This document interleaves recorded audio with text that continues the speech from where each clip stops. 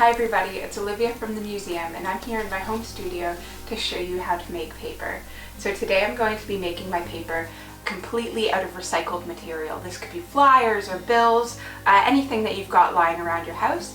And then I'm going to show you how to embed it with things like flower petals or seeds. Now the lovely thing about embedding your paper with flower petals is it creates a beautiful texture, and if you were to use something like seeds, you can later plant it and watch your note grow. So before we start, you're going to need a couple tools. You're going to need a bucket or a bin with water, and the bin has to be big enough so that you can kind of move around in it. You need 2 wooden picture frames. I just got these from a local dollar store. This one I have some window screen stapled around it, and this one is just empty. You're also going to need some sort of blender. I've just got a bullet here and that will do fine. And then you're going to need your scraps of paper. So last night in preparation for this video, I cut some of my bills up, and I've just left them to soak overnight in this bowl. Now soaking it is really important because it kind of loosens the fiber and makes them easier to blend. If you didn't soak your paper, it will be really tough for your blender to blend it up and you might burn it out. So you want to soak it for as long as possible.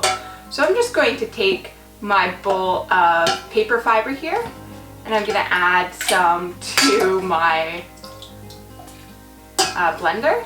I've got a couple different colors and textures. So you can see I've got some printer paper here, but I've also got some sort of brown cardstock, because I thought the brown cardstock would be really nice to add some color.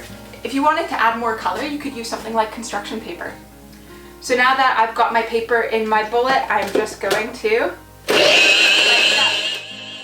Now that I've got my paper fiber blended up, and it's sort of the consistency of like a really overcooked oatmeal, like there's no real paper left, but when I feel it in my hands, I can still kind of feel the fibers.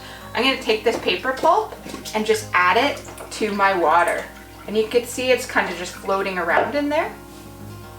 Now I can take my picture frames. So this one with the screen stapled around it is called your mold, and this one's called your decal. And you're going to want to get 2 frames that are the same size so that they match together. So you can see the paper is going to be made right on the screen, and the shape of the paper is going to be dictated by your decal. And then I'm just going to, with the paper fiber just floating around in here, scoop it in. And then as the water sinks out of the frame, you can see I've got a sheet of paper. Now this would be really lovely handmade paper, but what I want to do is I want to make paper that is embedded with things like flower petals. So I'm just going to peel that off and set up again. But this time I'm going to take some dried flowers over here and add it to my screen beforehand. You can add these flowers directly to the water with your paper pulp, or you can sort of arrange them on your screen.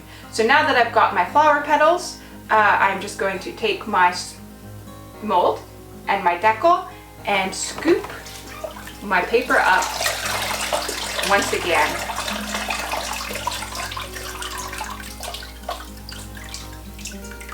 Letting the water out.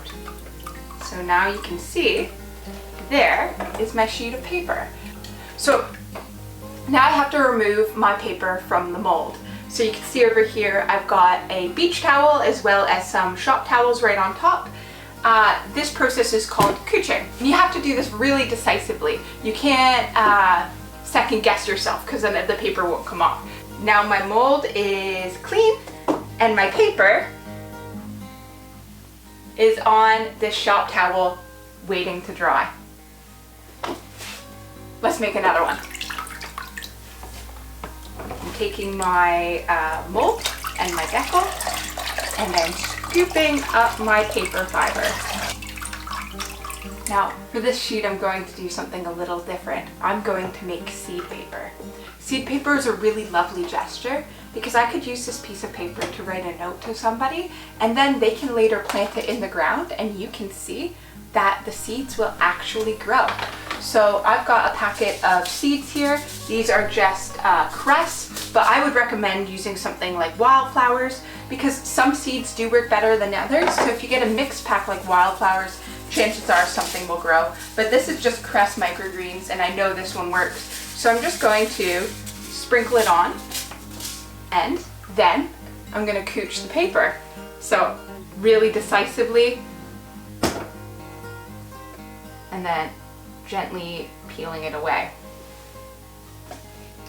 So there you go. And now when this sheet dries, I'm going to have some really lovely seed paper that somebody can grow. So there you go. I've got 2 sheets and I've got a lot of paper pulp left in here. So I'm just going to continue making paper until my pulp is gone.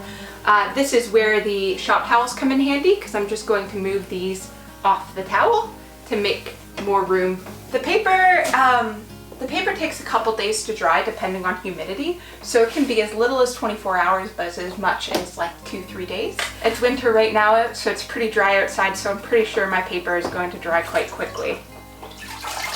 Yeah. Hi, so after your paper has had some time to dry, this is just, I don't know, half an hour for me, you need to gently remove it from the shop towel backing and lie it on a hard surface to dry. So you could lie it on a piece of plywood that you can move around, maybe a pane of glass or plexiglass. For my purposes, I'm just going to leave it right on my table. I don't need this table for the next couple days. So I'm just going to lie my paper face down and sort of peel the backing off.